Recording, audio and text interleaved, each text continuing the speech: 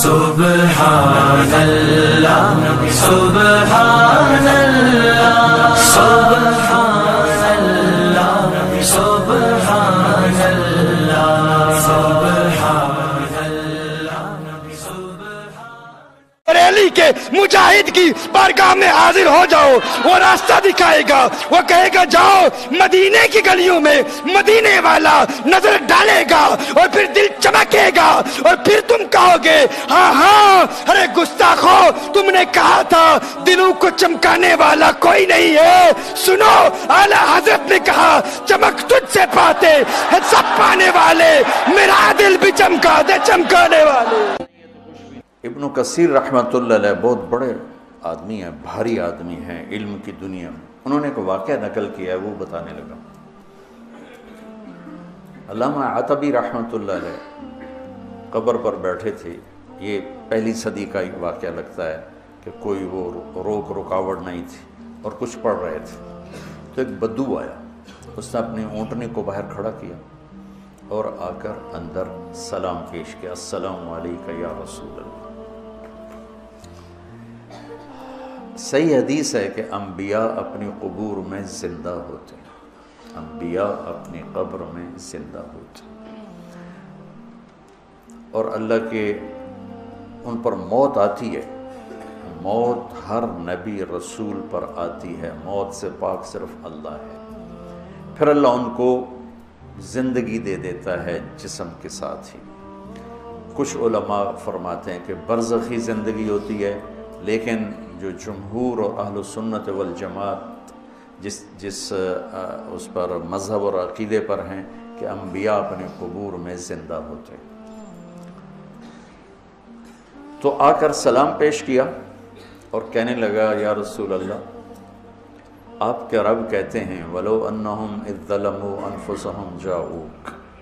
اگر یہ گناہ کر کے آپ کے پاس آ جائیں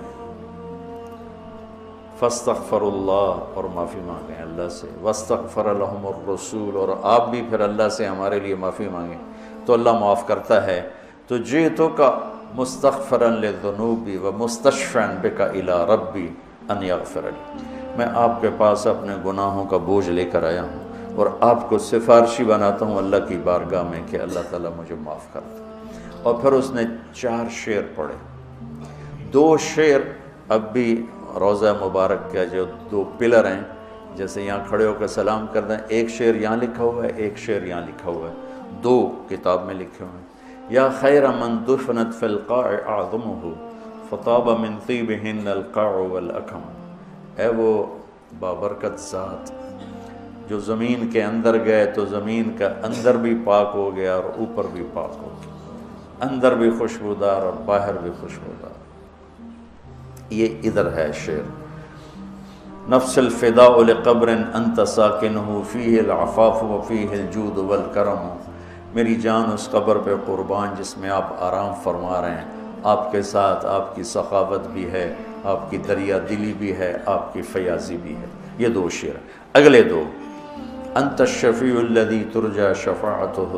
علی الصراط اذا ما زلت القدم، آپ ہی وہ شفیع مذنبین ہیں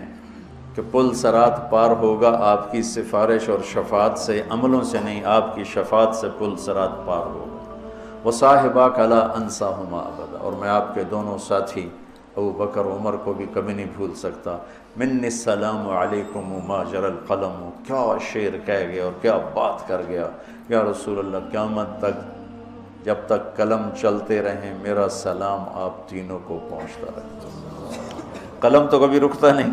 اور آج کل قلم بہت زیادہ چل رہا ہے، کمپیوٹر کتنا بڑا قلم وجود میں آ چکا ہے،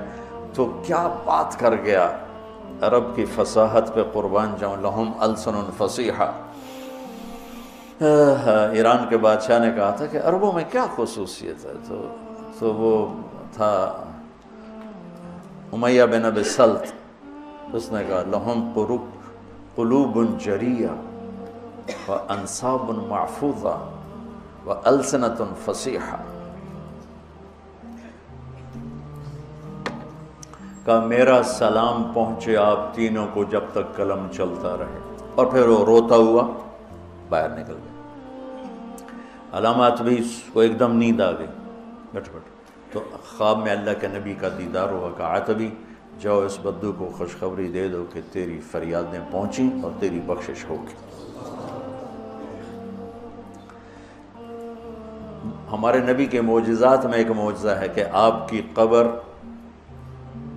موجود مشہود، باقی جتنے انبیاء ہیں ان کی قبریں یقینی نہیں ہیں۔ ابراہیم علیہ السلام کی قبر موجود ہے اور کئی انبیاء کی قبریں عراق میں، فلسطین میں، لیکن یقین سے نہیں کہہ سکتے کہ واقعی یہ ہیں۔ صرف ہمارے حبیب پاک ہیں جن کی قبر مبارک یقین کے ساتھ ہے، اور آپ کا فیض آپ کے جانے کے بعد بھی دنیا میں چل رہا ہے، جاری اور ساری ہے، اور آپ کا فیض آپ کے جانے کے بعد بھی دنیا میں چل رہا ہے، جاری اور ساری ہے، اور آپ کا فیض آپ کے جانے کے بعد بھی دنیا میں چل رہا ہے، جاری اور ساری ہے۔ اور اللہ تعالیٰ نے ہمیں آپ کا امت ہی بنایا، تو جیسے وہ کر گئے ویسے کر دو، تو اللہ تعالیٰ جب بھی دیکھے گا خوش ہوگا۔ میرے حبیب کی شبیہ